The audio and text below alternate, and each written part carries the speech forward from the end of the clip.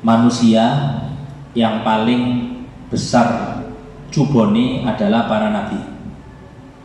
Iya, masalah Anda ada masalah Anda? Hah? Ada tadi. Ngantuk paling besar. Orang yang paling besar jubone itu adalah para nabi. Jubo, kenapa jubo itu? Cobaan. Sumal amsal, kemudian yang paling mirip dengan nabi. Siapa? Ulama. Fal amsal, kemudian yang mirip dengan nabi. Yubtalar rajul ala hasab dini. Ini pegangan ini ya. Orang itu akan diuji oleh Allah sesuai dengan kadar agamanya. Agama itu kalau dipersentasekan kayak baterai, ya agama kita itu ada yang 20%, 30%, 50%. Yang 100% siapa? Ada. Siapa ya? Jelas para nabi. Ulama ya mungkin 95% lah gampangannya, atau 99%. Tapi kita orang ini lek 50% sih oke sih ya. Di atas 50% oke. Lek lobet iki yang mengkhawatirkan. Wes baterai ini katente aduh teko colokan, baterai ini melembung. Nah, ya sudahlah. Sudah. Fa in kana fi dinihi sulban, kalau agamanya kuat, istadda bala'uh, maka ujiannya pun akan berat. Wa in kana fi dinihi riqqah, kalau agamanya itu lemah, ubtuliya ala qadri dini, maka ujian pun menyesuaikan dengan kuatnya agama dia.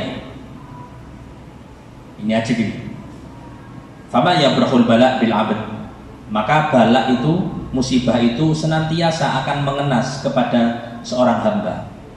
Hatta yatrukahu, sampai bala itu membiarkan hamba itu yamshi alal ardi, berjalan di atas bumi, artinya sampai statusnya hamba yang diuji tadi wa ma alaihi khati'ah, tidak mempunyai dosa sama sekali.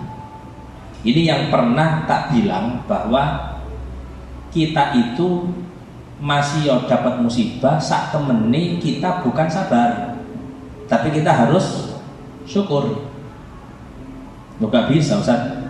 Logika kita itu mengatakan kalau kena musibah ya kita sabar, kalau kena nikmat, kalau dapat nikmat baru kita syukur, kan gitu.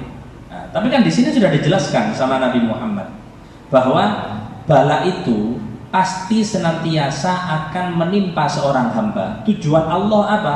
Biar hamba ini nggak punya dosa sama sekali.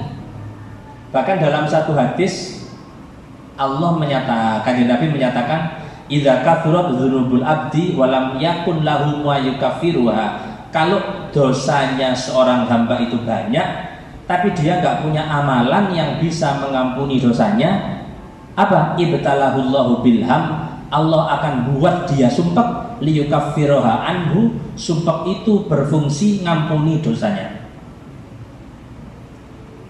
Dadi ono hamba mari kono dosane uwake, dia nggak punya amal perbuatan yang untuk mengampuni dosanya, Allah kasih sumpek, di mana sumpek itu tujuan Allah supaya mengampuni dosanya. Makanya di situ kita memahami, oh ya Allah, berarti awak dewi iku masih kena cobaan saat temene kudu sabar, tapi lebih bersyukur. Karena apa? Tujuannya dengan musibah itu supaya dosa kita hilang. Gambarannya gini. Pak Sueb kerja, dadi anak buahnya, misal Pak Sueb, Pak Sueb kerja dadi anak buahnya Besimas. Besimas loh saya. Ya garap-garap pikir lah sih. Jika ikor jalan wape, kesel Pak Sueb.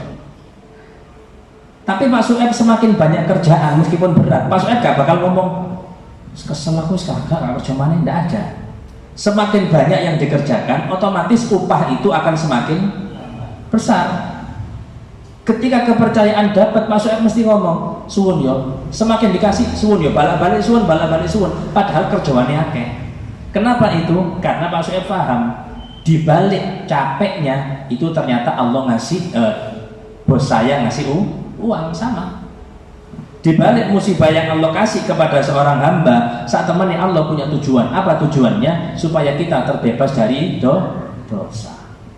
Wes gampang ini ya. Kita itu gak menganggap dosa itu sesuatu yang memberatkan karena dosa itu gak ketok menurut. Dosa itu efeknya apa itu kita gak tahu masih. Tapi nanti ketika di akhirat barulah kita melihat sing paling manfaat di akhirat, yang paling manfaat di akhirat itu adalah ampunane Gusti Allah. Mesti orang bakal ngomong, ya Allah, ngerti ngono istighfarku sing akeh. Nah, ada Nabi istighfar tiap hari 70, tiap hari 100, itu tiap hari. Padahal kan Nabi nggak punya dosa. Tujuannya apa? Rasulullah merasa dirinya kurang syukur kepada Allah Subhanahu wa Ta'ala. Paham ya? Jadi jenengan tinggal melihat diri jenengan. Kok coba kuwake? Oh berarti jenengan iki insya Allah kuat agama nih. Gampangane ngono. Iku bab husnudzon PD nang awake dhewe. Paham maksudnya? Tapi ojo sih. Paling aman itu lah jenengan misal cubone gede jenengan berpikirnya itu oh berarti aku iki akeh dosa nih wajah itu lebih logis untuk keimanan kita, status kita. Ojo husnudzon wis sikapku akeh ternyata aku iki mungkin wali asline ya cuman gak ngerasa aku iki. Bahaya ini. Soalnya Kanjeng Nabi itu nanti dawuh yubtala rajul ala hasab dini fa in kana fi dini sulban istadda balahu angkana fi dinihi riqah ubtuli al hasab dini. Nggak usah gitu mikirin katon gak cocok tahajud bolong-bolong aku wali. Maksudnya ini satu. Hadis kedua 172 ini juga keren ini. Katakan Nabi besok hari kiamat orang yang paling menyesal asyadun nasi hasrah, orang yang paling menyesal pada hari kiamat rajulun seseorang amkanahu tolabul ilmi yang dia mungkin bisa untuk nyari ilmu, untuk belajar fit dunia ketika masih ada di dunia falam yatlubhu tapi sayang dia nggak belajar. Orang yang punya waktu, orang yang punya kesempatan tapi dia malah menyia-nyiakan kesempatan itu untuk belajar, itu yang paling nyesel bisa di akhirat. Dua, berarti ini satu ini status santri ya. Satu ini statusnya santri, dua ini statusnya ustadz ini. Jadi yang satu untuk santri, yang satu untuk ustadz. Ini sama-sama santri nyesel, ustadznya kodoh nyesel bisa. Nomor dua, rajulun allama ilman, orang yang mengajarkan suatu ilmu, ustadz, kiai. Fantafa'a bihi man sami'ah, maka yang diajar itu ngambil manfaat. Yang diajar ngambil manfaat minhu dunahu sing ngajar gak ngambil manfaat. Ana ustad ngasih nasihat nang murid rek ojo lali yo lek Arafah poso muridnya poso tapi ustad gak poso itu besoknya sedina kiamat itu loh memangnya berdosa emangnya kalau tidak puasa. Nah tadi kan kalau tidak salah kemarin waktu sore itu kulo bilang waktu kultum kulo nanti nyampe akan penyesalan itu rugi itu bukan terkait orang berdosa itu rugi tidak. Rugi itu bukan berarti kalau kita transaksi kita jualan mari ngono aku digoroi wong aku rugi ndak itu rugi. Ada rugi yang bukan dari situ dari sudut pandang itu. Apa rugi? Ketika kita mampu menjual barang dengan nilai misal HP iki iso laku 10 juta tapi kita jual dengan nominal 2 juta untung aja nih, untung 100 ribu misal sudah untung, tapi kan itu masuk kategori rugi. Kenapa? Karena kita menyia-nyiakan untuk mengambil keuntungan berlipat ganda. Itulah gambaran orang yang Ramadan dia nggak maksiat tapi daerah Ramadan males, daerah Ramadan nggak giat, ya tadi gambarannya di mana Allah lipat gandakan satu pahala sunnah itu seperti pahala wajib dan satu pahala wajib sampai 70 kali lipat. Paham maksudnya? Jadi jenengan sholat subuh iku koyok sholat subuh ping 70. Lek jenengan subuhnya jamaah berarti jenengan seperti sholat subuh 70 kali dengan cara berjamaah. Jenengan sholat apa terawih satu kali satu malam itu 20 rakaat itu berarti jenengan seperti sholat terawih yang hukumnya adalah wajib. Karena sholat terawih sunnah dapat kedudukan wajib. Subhanallah, cerdasnya ulama. Ulama itu karena mereka semangat untuk nyari pahala, mereka nggak mau pahala sunnah. Loh, lah terus kalau nggak mau pahala sunnah ya apa? Yang sunnah dijadikan wajib, dinadarkan. Kalau sudah nadar gimana? Oh, berlipat ganda. Kan beda kelasnya sudah. Iya kan? Ibarat non sewu. Podo-podo 20 ribunya. Lek 20 ribu yang wajib itu 20 ribu apa? Mata uangnya dolar. Lek 20 ribu yang sunnah ikut 20 ribu rupiah. Dia pernilai sih tapi sampai 20 ribu dolar. Oh beda Pak Suhaib. Paham Pak Suhaib? Jadi ulama itu misal sekarang ulama katanya terawih nadar, aku nadar katanya sholat terawih dino iki, sehingga beliau ketika takbir aku niat sholat ingsun terawih fardu korona Allah Ta'ala. Jazakallah khair. Aku niat sholat ingsun terawih fardu korona Allah Ta'ala setiap 2 rakaat.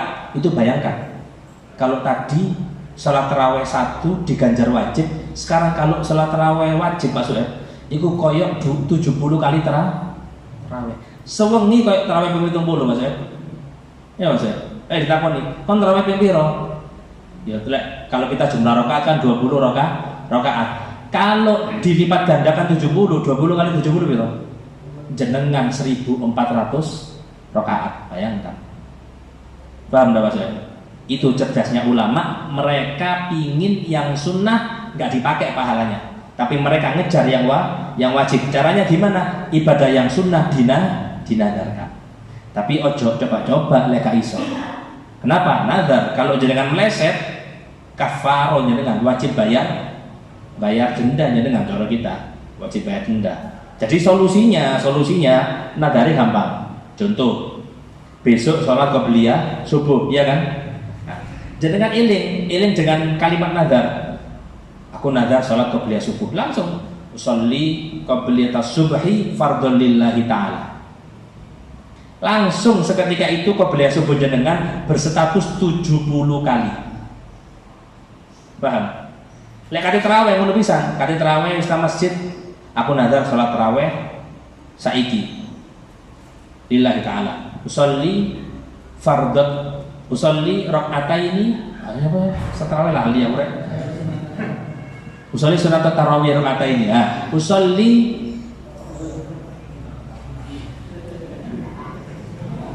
Usolli rakaatain minat tarawih fardhon lillahi ta'ala. Bahasa Indonesia, aku niat salat tarawih fardu karena Allah Ta'ala.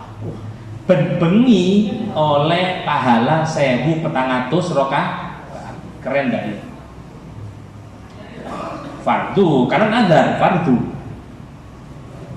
Misal sekarang nih. Misal jenengan kritis ini. Misal ini.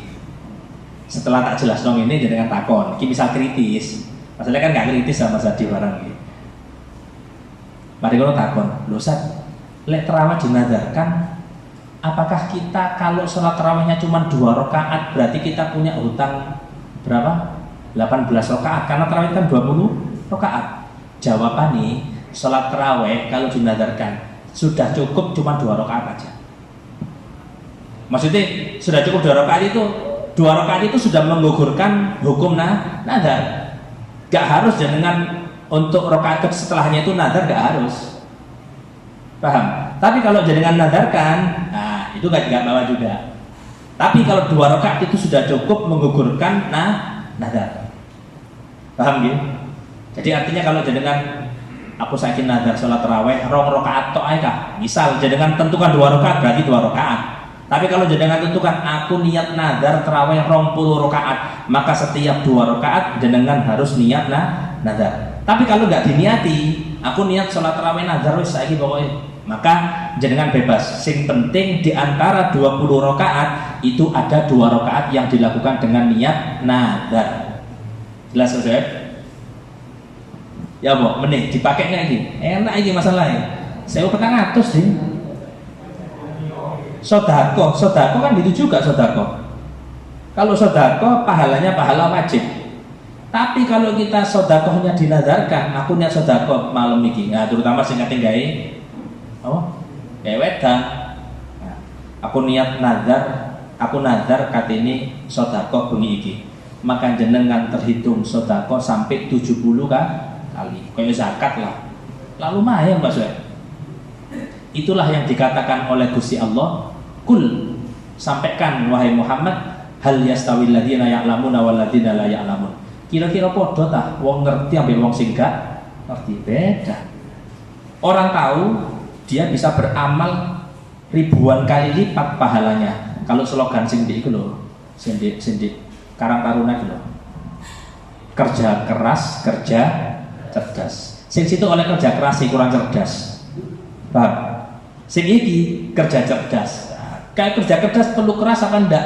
Ya semakin keras otomatis semakin berlipat ganda. Tapi tadi kan untuk penutupan minggu depan, penutupannya hari Rabu ya, Rabu besok Rabu lagi.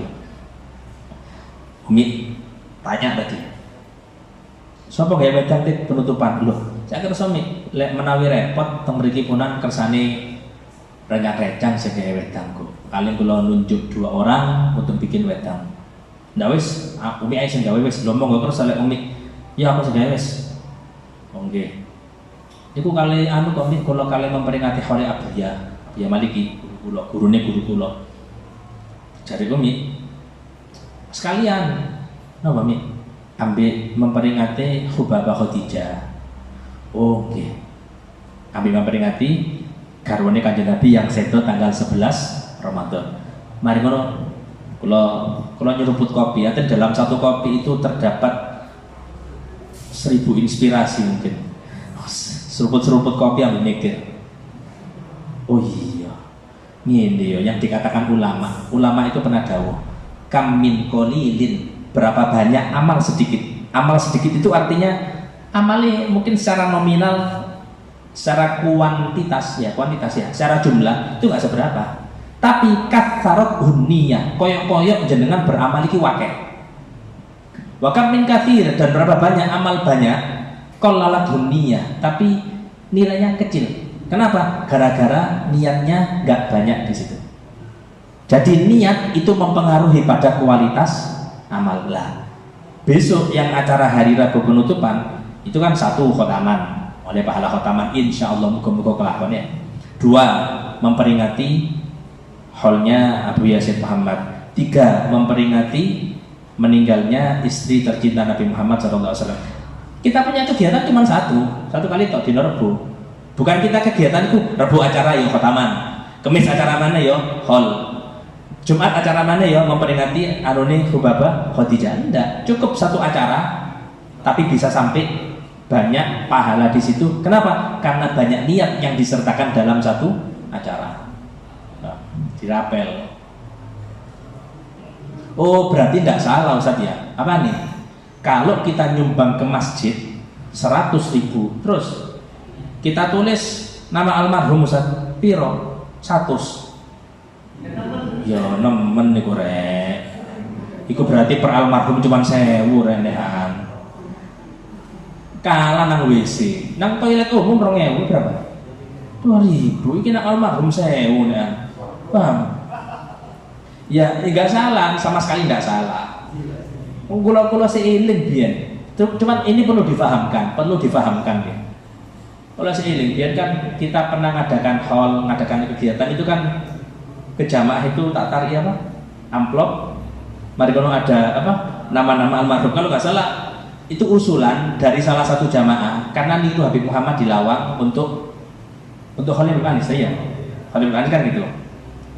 Bareng tak buka duit 2000-an ono 10.000 tak ono 20.000 seiling aku. Almarhumi kan tak batasi 5. Iku ditulis 10 lek 20. Hah? 20.000 sing Allah ya enggak salah sih. Cuman dari situ aja orang mau megel-megel no aja deh. Ya kudu ngerti prioritas lah. Paham Mas Suhaib? Hah? Loh, emangnya harus dibaca tak? dibaca apa gimana? Lah, ada hal yang menarik. Ini saya dengar kisah dari Habib Jamal atau Pulau Supir. Siapa? Tapi hadil kisah mansub ke Habib Muhammad bin Abdullah Haddad, mertua Ibu Umar. Orang tanya, jamaah itu tanya ke Habib Abdul Qadir bin Ahmad As-Segaf Jeddah. Ditanya, Habib, apa bedanya kita mengatakan Allahumma ighfir lil muslimin wal muslimat wal mu'minin wal mu'minat? Itu kan nyangkup sudah orang tua yang meninggal, saudara yang meninggal, semuanya katut karena kita langsung kabeh. Dengan kita sebutkan satu, Allah apa jenenge Allah apa? Biasanya apa namanya? Wa ta'ala wa ila ruh man talawna li ajli ila ruh fulan fulan fulan, sebutkan satu-satu. Kenapa disebutkan satu-satu? Habib Abdul Qadir beliau gak jawab, beliau bilang sing jawab iki murid Muhammad bin Abdullah Haddad. Jawaban dijawab sama Habib Muhammad bin Abdullah Haddad, kalau disebutkan nama almarhum satu-satu itu langsung paket iku utuh, paketnya utuh, coro sejak mungkin berkat iku situ-situ. Nah, kayak jenengan oleh iki lho jenenge oleh gelas itu gelas oleh wedan kan situ-situ. Nah, tapi kalau seandainya disebutkan semuanya, akeh kula nggak ada tiku, gawe wedang tiku, tapi gak ada gelasnya. Gimana jenengan? Ya rebutan. Aku sih. Ujung-ujungnya kadang sing akhir gak oleh. Paham Mas? Dan itu menjadi ditasdik juga, dibenarkan juga melalui ru'ya mimpi seorang wali, satu kiai, kisahnya masyhur. Di mana kiainya mimpi, ini mimpi ulama itu hak ya, karena yang tersisa dari kenabian itu kalau zaman sekarang adalah mimpi. Wahyu sudah tidak ada, maka yang tersisa adalah mimpi yang dialami orang-orang yang solih. Ada satu wali, satu kiai mimpi di alam barzakh melihat orang di kuburan itu selalu rebutan paket. Jadi paket itu tiap saat datang paket. Apa jenenge? Ono COD, pokon bayar sih Iku wis baik teko Shopee Express, JNT, JNE, iku wis truk-trukan. Iku mandek di kuburan Mas. Paket itu mandek di kuburan, paket pahala tadi. Dan semua dari mereka itu rebutan untuk dapat. Didelok ono bapak-bapak lungguh metingkrang di kuburan. Ya selungguh duduk apa jenenge? Lagi santai kawan. Nah, lungguh tenang aja. Sing liyane rebutan, dhek cuma delok wong-wong rebutan. Diparani ambek kiai ini. Pak. Ya. Aku gak delok jenengan rebutan paket ambek wong-wong. Dijawab sama bapak-bapak tadi, aku lapor rebutan. Loh, itu kan bagi-bagi paket pahala. Enggak, aku gak butuh rebutan paket pahala. Kenapa? Soalnya aku duwe anak saiki saben dina ngirim hadiah bacaan Quran nang aku saben dina, aku tadi ngenteni di kuburan ae. Aku gak rebutan. Karena aku punya keturunan baca Quran tiap hari. Jualan kan ya? Jualan ya? Ramadan apa selain Ramadan? Terus selain Ramadan juga. Ramadan jual. Ini niat membatalkan orang puasa kan ya?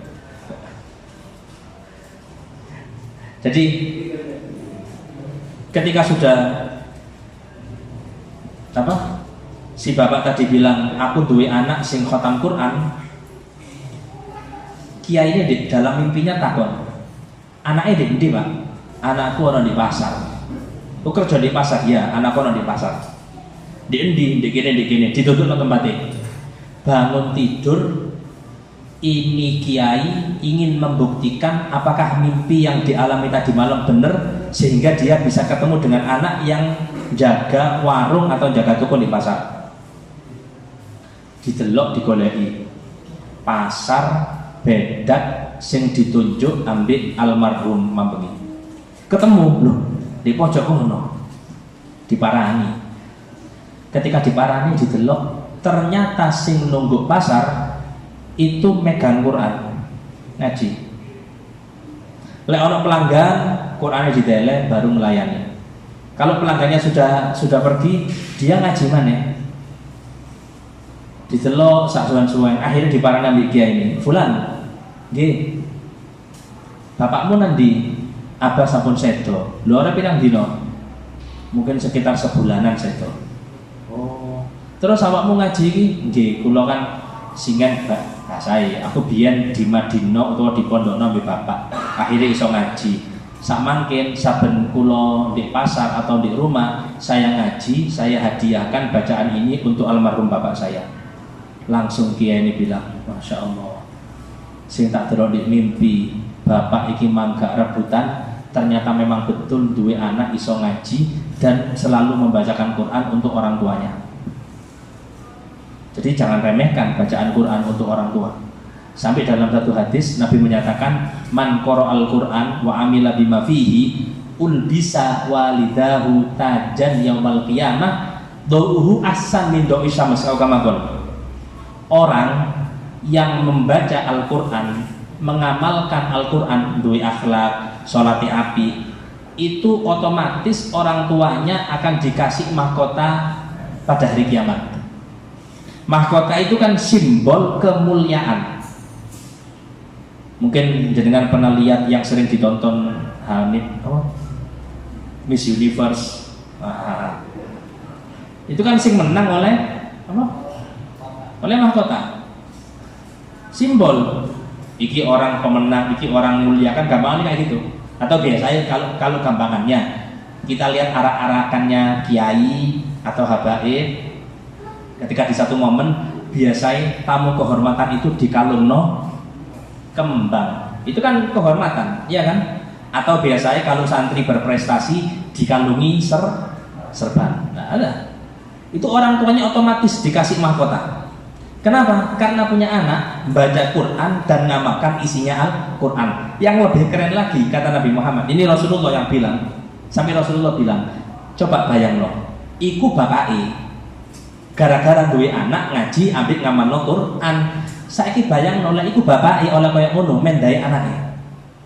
Bapake sing gak ngaji, cuman dia berhasil didik anak untuk iso ngaji, iso ngamalno Quran, dikasih keistimewaan kayak gitu. Saiki coba bayang yo boleh anake yang dia baca Quran, yang dia mengamalkan isinya Al-Quran, oleh apa kira-kira? Tapi Rasulullah nggak menjelaskan dapat apa, cuman kita suruh berpikir, ya Allah, lek bapaknya kayak ngono men dari anaknya, jelas ya fuk aba. Dan di dunia ini nggak bakal ada orang yang rela siapapun orangnya melebihi dirinya kecuali anak dan murid. Paham? Kita kulo, saya punya teman Ustaz Maulana lah, Ustaz Khalil lah. Ketok Ustaz Khalil luwih pinter. Aku jelas merasa kalau tersaingi, kayak katanya undangan nah jadi. Artinya, aduh mos aku kalah. Gampangnya kan gitu. Kita fastabiqul khairat, kita harus lomba untuk urusan kebaikan. Aku gak gelem kalah, aku kudu luwih. Lek Ustaz Khalil apal 10 juz, aku 15 juz. Ustaz Khalil 15, aku 20. Ada berpacu. Tapi itu orang lain nggak bakal bisa terima. Itu sifat manusia gitu ya. Jangan sak konco koyo ngono pisan kok yakin aku. Ojo urusan akhirat, urusan mobil, urusan dunia yang remeh, yang hina. Mesti kayak gitu. Mas Adi duwe iPhone 17 Pro Max. Si warna urin tapi dicet ya. Mari ngono. Koncone Mas Adi, waduh, duwe apa sing luwih mahal kok iPhone 17 Pro Max ya apa? Samsung S26 Ultra yang layari lah toko sampai nggak ketok ya. Wah, tampur iklan ya rek. Itu Mas Adi enak-enak duwe langsung ketok koncone. Agak nggak terima. Artinya hal itu biasa, tapi kan kita belajar harus dilawan kan, paham ya? Kalau orang lain lebih itu nggak nerima memang, tapi kalau lebihnya itu terjadi pada anak, orang pasti nerima. Anakmu lu, apa lu pinter timbangan kon ngelama, sok ono kayak gitu, jelas tidak ada kayak gitu. Kamu tak seneni kok anakku, kok iso jadi lu apal Quran timbangannya aku, gak ada, gak ono, paham maksudnya? Sing ono bangga kita. Dan kalau diceritakan anakmu itu, anakmu lho apa kok gak kayak awakmu sisian? Maksudnya, awakmu kan lek ngaji enak, tak tahu anakmu lek ngaji gak enak lah. Pulang disereni anak itu mesti. Kenapa? Karena tadi standarnya di bawah orang tuanya. Orang tua itu pasti punya standar untuk anak harus lebih daripada dirinya. Rungokno tuh ya.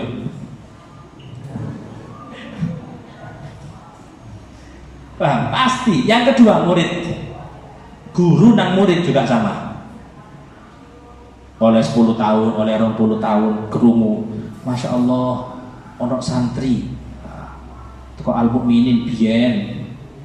Biar jadi kene saiki waduh ngajine enak dadi tukang adzan. Tukang adzan gak enak bahasa. Tukang adzan koyo hina ngono lho.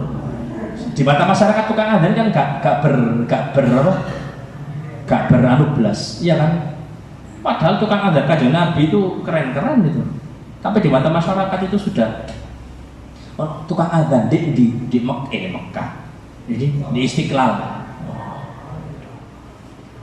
Bahkan jadi khotib Jumat juga, bahkan kita dengar kayak gitu tuh mesti Masya Allah cek seneng ya. Kenapa? Karena guru punya harapan ke murid harus lebih hebat daripada gurunya, pasti gitu. Kau murid mari ngomong Ustaz ngapunten nggih apa kula luwih alim timbangane jenengan. Gak usah nun sewu, jenengan murid lebih hebat dari guru, itu gak usah nun sewu. Atau mungkin ketika murid itu merasa aku lek apal iki ngelebeni guruku gak apal, ndak wis aku aja apal, ndak usah, enggak gitu. Langsung semuanya lanjut di los KB sudah. Untuk apa? Buktikan kalau Anda murid yang bisa membanggakan guru.